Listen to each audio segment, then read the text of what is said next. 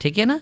तो हे वार्ष्णेय, हे वृष्णिवंशी श्री कृष्ण, किसके द्वारा बलपूर्वक नियोजित होकर के मनुष्य कर्म करता है, इस तरह से अर्जुन से पूछे जाने पर भगवान कहते हैं, श्री भगवान उवाच काम एष क्रोध एष रजो गुण समुद्भवः महासनो महापाप्मा विद्धेनमिह वैरिणम। काजू महंगा होता है,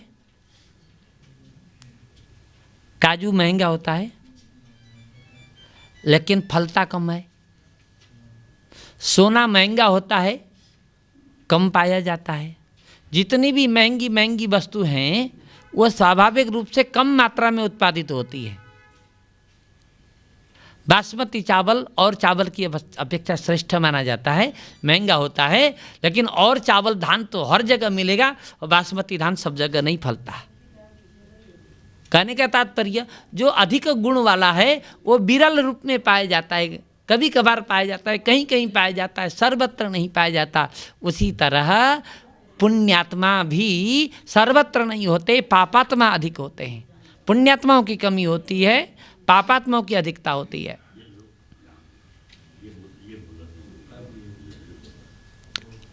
हम बीच में वार्ता न करें, बिल्कुल इशारे से काम चलाएं।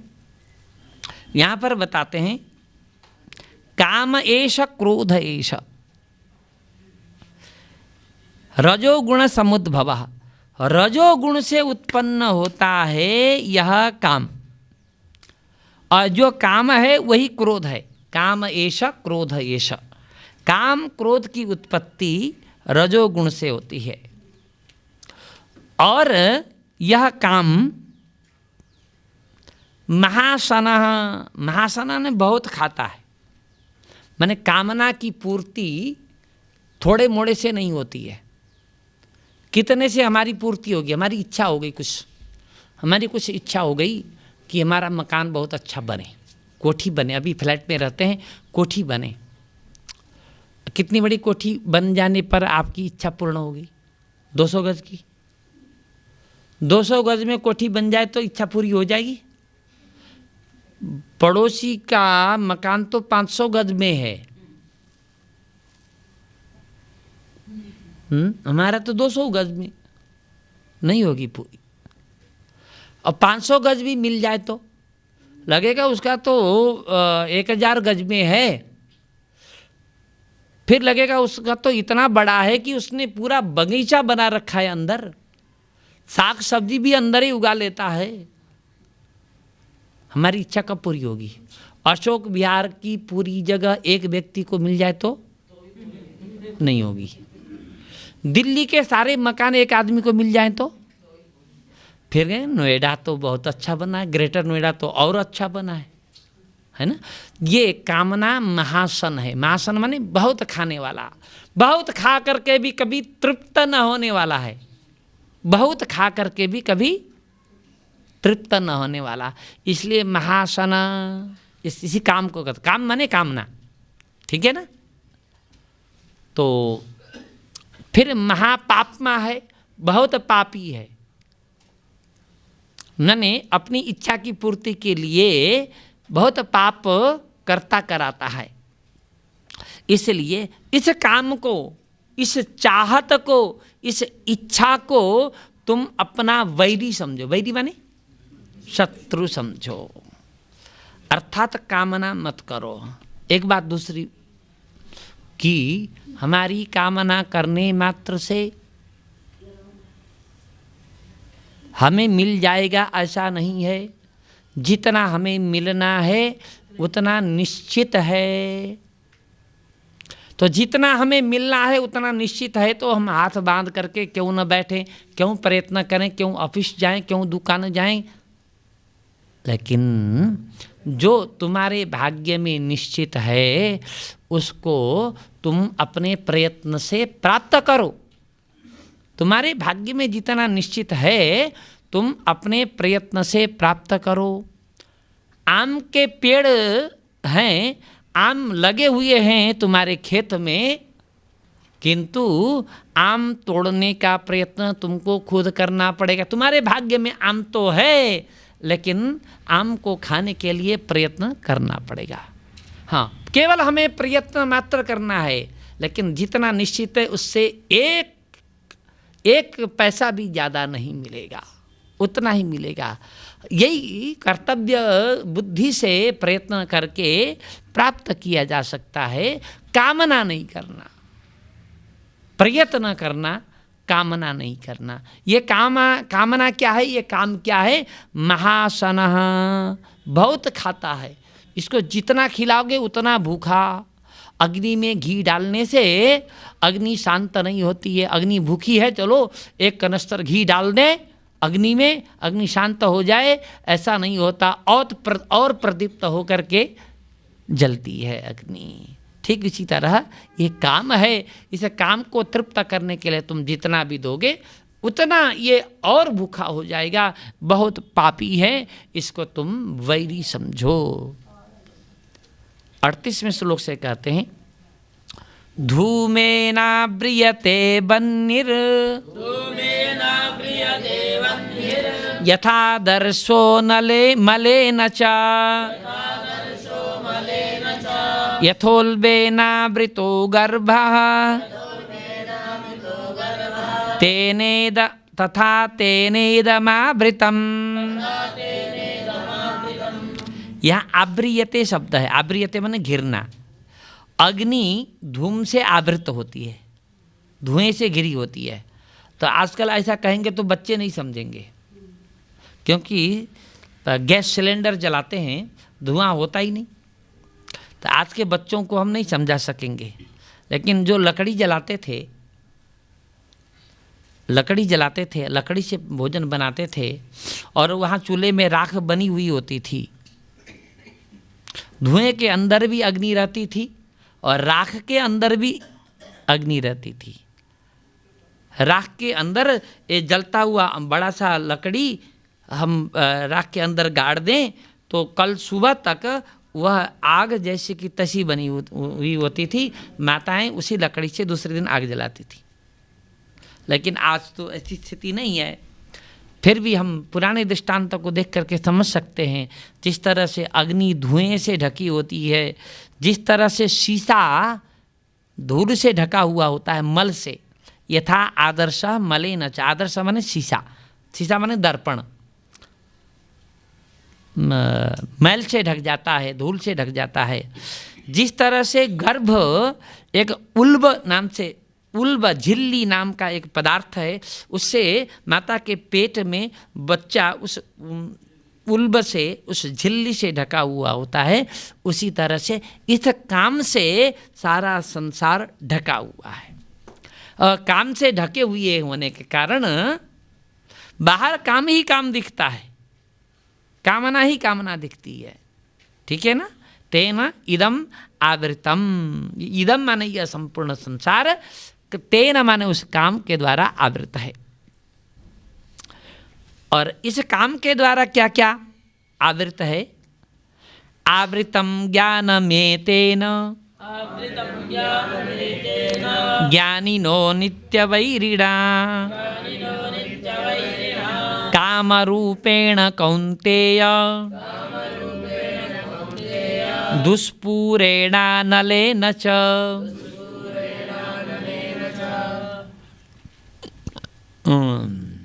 इसी बैरी, इसको बैरी कहा गया काम को ना,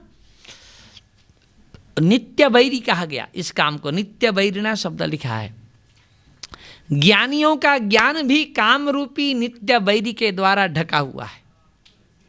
ज्ञानियों के पास बहुत ज्ञान है, बहुत दे सकते हैं, लेकिन काम माने कामना होने के कारण उनके अंदर विद्यमान ज्ञान ढक जाता है। वह काम रूप काम दुष्पूर है। दुष्पूर माने उसकी, पूर माने पूरा करना, काम के अनुसार पूरा करना बहुत कठिन होने के कारण इसको कहा गया दुष्पूर। ये अनल है। अनल माने आग है। ऐसी आग है कि आग को शांत करने के लिए कुछ भी डालते जाओ, आग शांत नहीं होती है, ठीक उसी तरह यह काम भी शांत नहीं होता। दुष्पूरेण अनलेन च। अगले श्लोक से कहते हैं इंद्रियाणि मनोबुद्धि रस्याधिष्ठानमुच्यते एतर्विमोहयत्तेष ज्ञानमावृत्य देहिनम्। अच्छा, ये काम हमारे शरीर में कहाँ कहाँ रहता है? रहने का स्थान होगा ना, काम है तो रहने का स्थान होगा। कहा कि इंद्रियाणी, इंद्रियों में रहता है काम, मन में रहता है और बुद्धि में रहता है। अस्य अधिष्ठानम उच्यते। अधिष्ठान का अर्थ है आधार। आधार माने बैठने की जगह। इस काम के बैठने की जगह है इंद्रिय, मन और बुद्धि। और देहिनम ज्ञानम आवृत्य विमोहयति। यह देही माने आत्मा को काम जो है ढक देता है। ऐसा कैसे हो सकता है? आत्मा को अज्ञान काम ढक दे, ऐसा कैसे हो सकता है? तो होता है। सूर्य को हथेली से ढका जाता है, ढकता है। सूर्य पृथ्वी से कितना बड़ा है, लेकिन सूर्य को हम हथेली से ढक देते हैं, ढकते हैं। हमारे लिए तो ढक गया ना। पूरा हमारी आंखों में बिल्कुल सूर्य न दिखाई पड़े आंखों से, ऐसा हो जाता है, हथेली से ढक जाता है। जिस तरह से, उसी तरह से ये काम भी अपने प्रभाव से आत्मा के ज्ञान को ढक करके इंद्रिय, मन, बुद्धि में जड़ जमा करके बैठा हुआ है। इसलिए इसको काटने का प्रयास करो, इसको, क्योंकि ये काम तुम्हारा बहुत बड़ा शत्रु है, बहुत खाने वाला है और बहुत पापी है। इसलिए अर्जुन, तुम सबसे पहले इंद्रियों को अपने अधीन में करके इस पापी काम को जीत लो। पहला काम ही करो, माने इच्छाओं को, कामनाओं को, चाहतों को तुम समाप्त करो। चाहत के समाप्त होने पर, इच्छा के समाप्त होने पर तो आदमी कोई काम ही नहीं करेगा, ऐसा नहीं है। कर्तव्य बुद्धि से सब कुछ करेगा, करता है ना। न चाहते हुए भी करते कि नहीं करते हैं? काम खत्म हो जाए तो कामना खत्म हो गई, कामना खत्म हो गई तो कुछ भी नहीं करेगा, ऐसा मत सोचना। न चाहते हुए भी करते हैं कि नहीं? पड़ोसी के घर में कोई समस्या आ गई, हमारा पड़ोसी से बहुत मधुर संबंध नहीं है, हम उसके घर में जाना नहीं चाहते हैं, लेकिन न चाहते हुए भी जाना पड़ता है ना। न चाहते हुए भी करता है कि नहीं करता है आदमी?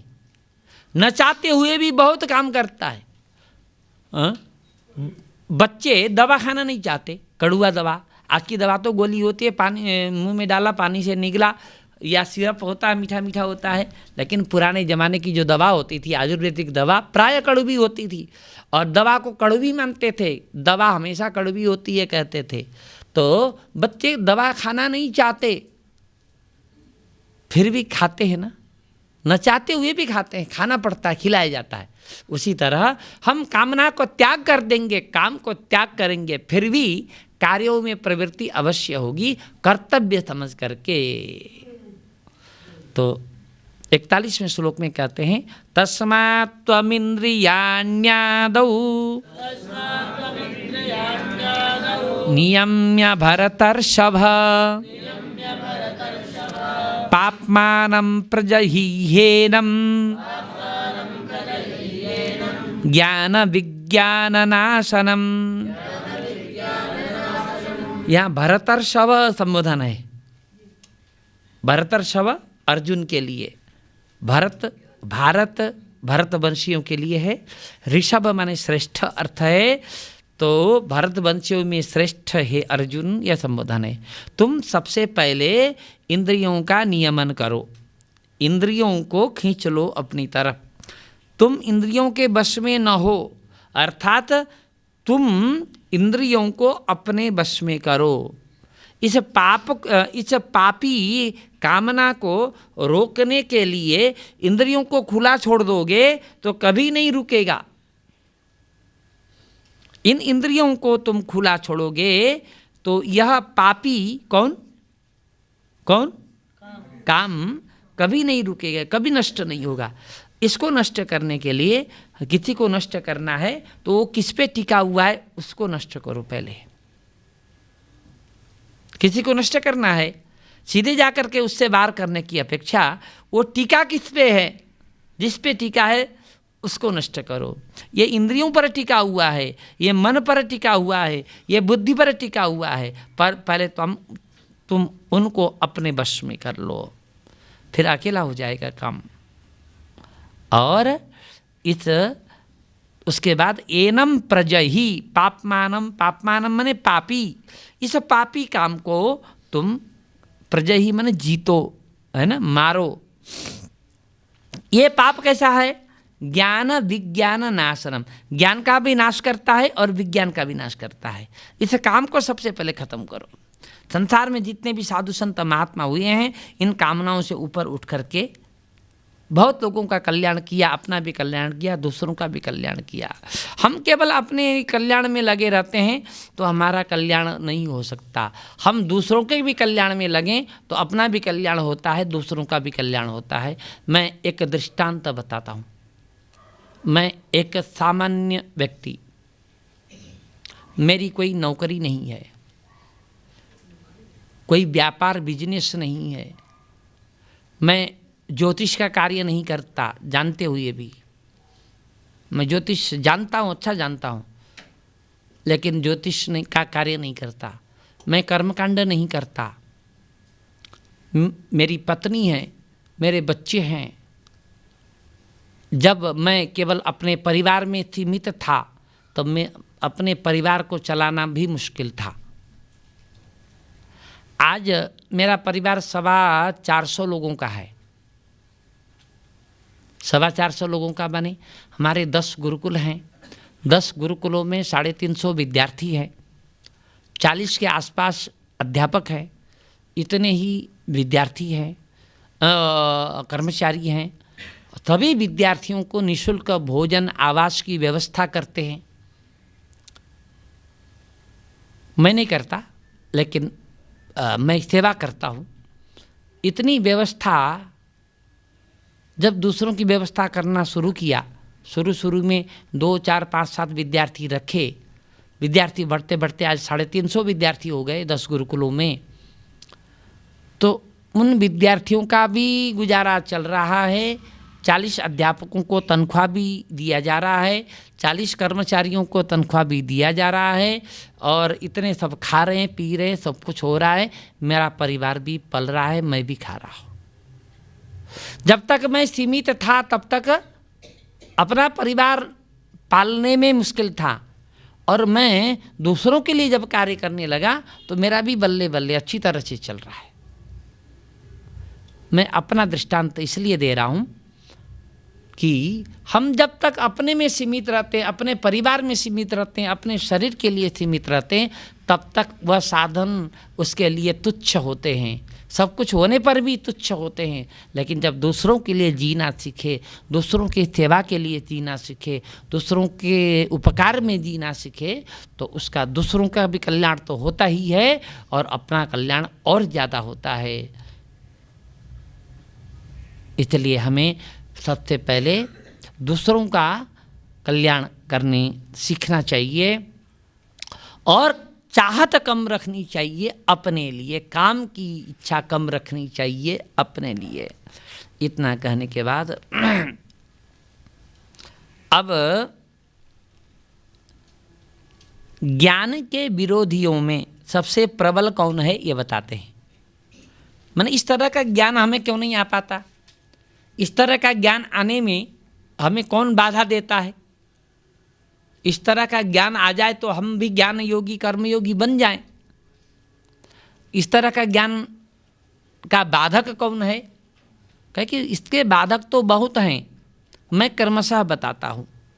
भगवान कहते हैं इंद्रियाणि पराण्याहु, इंद्रियाणि पराण्याहु, इंद्रियेभ्यः परं मनः, इंद्रियेभ्यः परं मनः, मनसस्तु परा बुद्धिः, मनसस्तु परा बुद्धिः, यो बुद्धेः परतस्तु सः।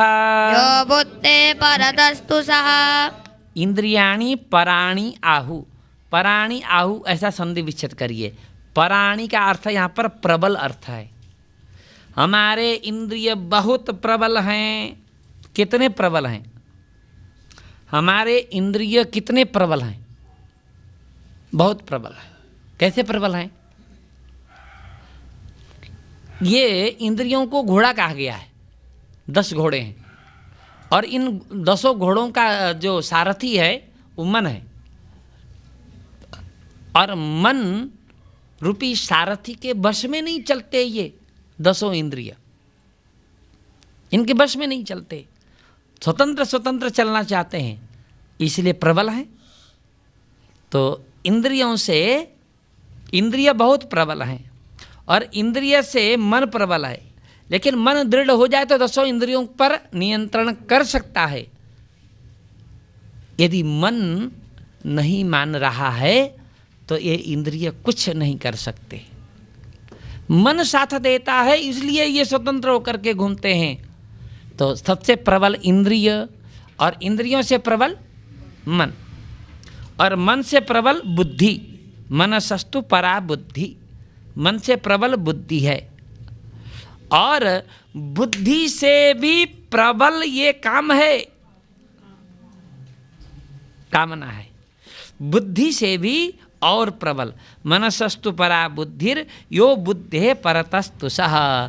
बुद्धि से भी जो प्रबल है वह काम है। अब इस काम को कैसे मारना है इसको तुम जानो। अब निर्णय बताते हैं काम को मारने के लिए। एवं बुद्धेः परं बुद्ध्वा संस्तभ्यात्मानमात्मना जय शत्रुं महाबाहो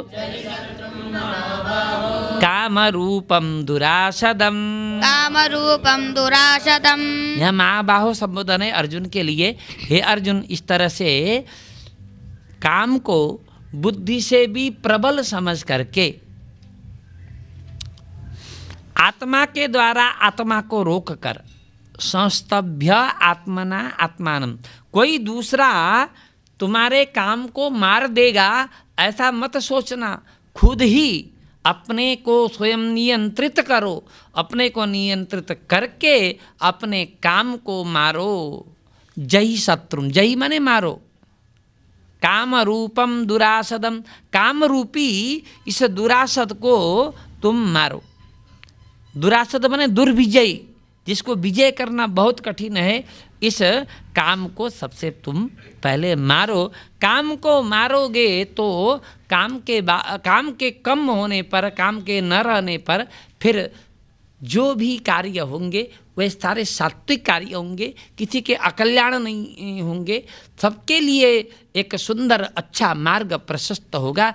इसलिए अर्जुन सबसे पहले चाहत को कम करो, कामना को कम करो, इच्छाओं को कम करो। क्योंकि जब से तुमने इच्छा पूर्ण करने के लिए तुम लगे हो, अभी तक तुम बुढ़े हो गए लेकिन एक भी इच्छा तुम्हारी पूरी नहीं हुई। एक इच्छा को पूर्ण किया और तो दूसरी उससे बड़ी इच्छा मुंह बा करके खड़ी होती है सामने, तो उसको पूरा करो। फिर तीसरी इच्छा।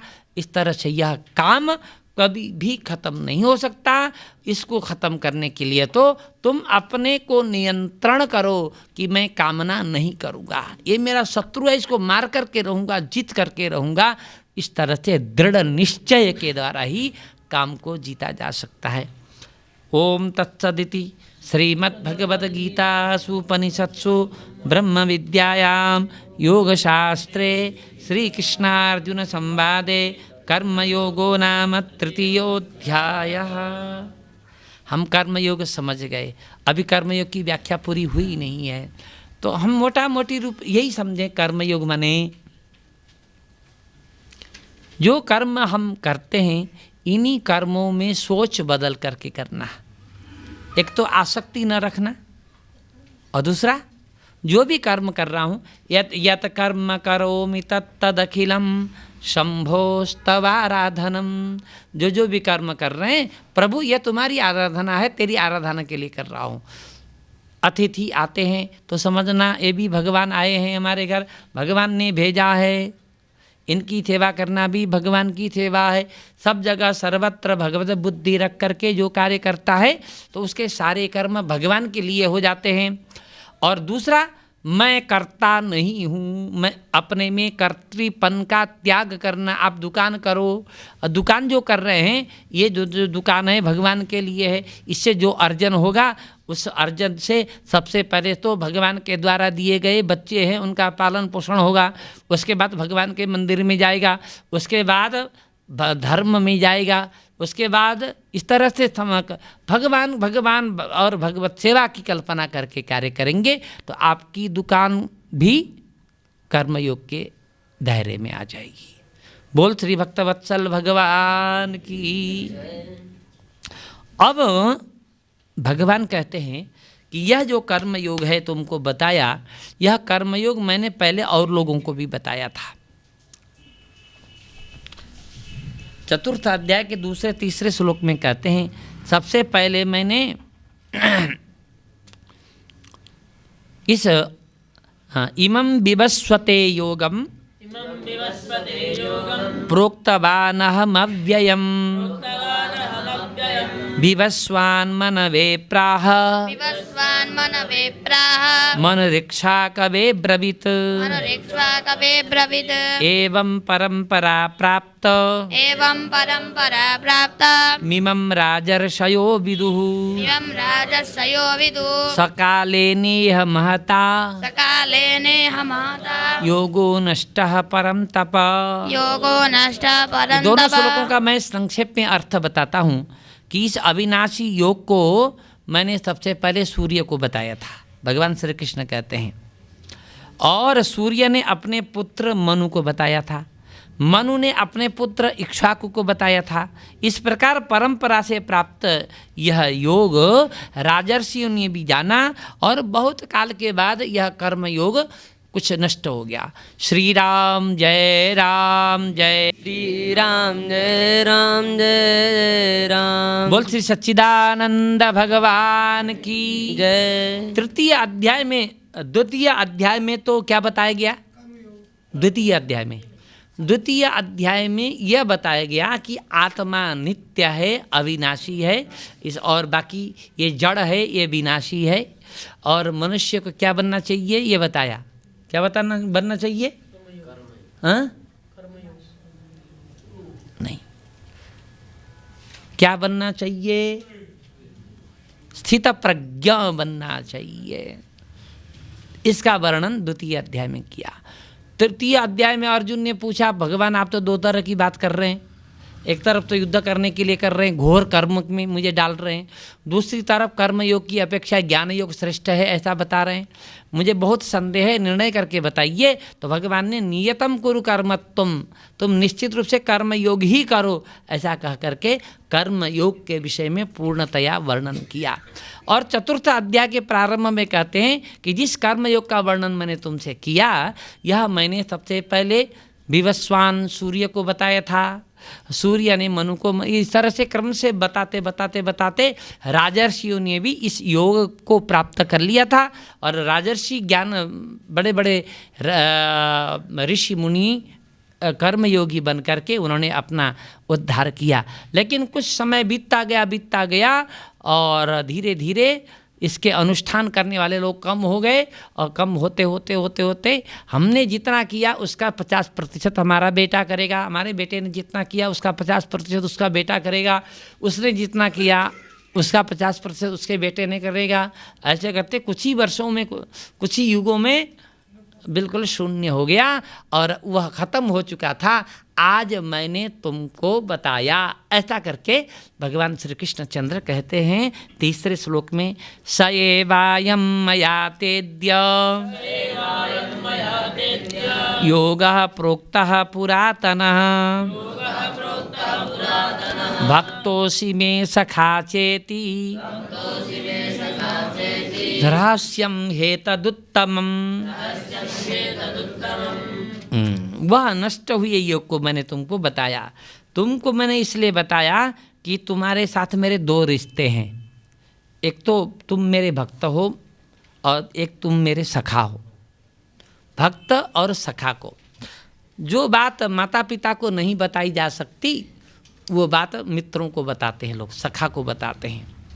जो बात पति पत्नी को नहीं बता सकता, पत्नी पति को नहीं बता सकती, तो अपने सहेला और सहेलियों को बताते हैं ना। तो भगवान कहते हैं तुम मेरे सखा हो, इसलिए मैंने यह कर्म योग की बात बताई। कर्म योग के द्वारा ही जनक आदि संसिद्धि को प्राप्त हुए और लोक संग्रह के लिए ज्ञानियों को भी, जिनको कर्मयोग करने की आवश्यकता नहीं है, फिर भी लोक शिक्षा के लिए भी ज्ञान योग करने वालों को भी कर्मयोग अवश्य करना चाहिए, यह वर्णन किया। तो उसमें दो हेतु बताए तुमको बताने में, क्योंकि तुम मेरे भक्त भी हो और सखा भी हो। अब अर्जुन को बड़ा संदेह हुआ। किस तरह से संदेह हुआ देखिए, अपरम भवतो जन्म परम जन्म विवस्वतः कथमेतद्विजानीयाम् त्वमादौ प्रोक्तवानिति। आपका जन्म तो विवस्वान से, विवस्वान सूर्य का नाम है। सूर्य का जब जन्म हुआ था, विवस्वान नाम के सूर्य का जन्म हुआ था, उससे तो बहुत करोड़ों अरबों वर्ष बाद आपका आज जन्म है। तो आपने सूर्य को कैसे बताया? सूर्य तो आकाश में घूमता है, आपने कैसे बताया? मैं कैसे जानूं कि जो आज मुझे बता रहे हैं यही बात आपने ही पहले सूर्य को बताई थी? ये मैं कैसे समझूं, कैसे विश्वास करूं, है ना। अर्जुन को संदेह हुआ, तो हम सबको भी संदेह होता है। तो यद्यपि अर्जुन को इतना संदेह नहीं था। सच्ची बात तो यह है कि अर्जुन को इस तरह से किसी भी प्रकार का संदेह नहीं था। एक अर्जुन नरावतार था और भगवान नारायणावतार थे। नर और नारायण बनकर के लीला कर रहे थे, सब कुछ जानते थे, लेकिन हमारे सुहृत बनकर के हमारे कल्याण के लिए अर्जुन ने अज्ञानी बनकर के भगवान से पूछा है। ठीक है ना, ये दोनों लीला कर रहे हैं। भगवान कहते हैं बहूनि मे व्यतीतानि जन्मानि तव चार्जुन तान्यहं वेद सर्वाणि न त्वं वेत्थ परं तप।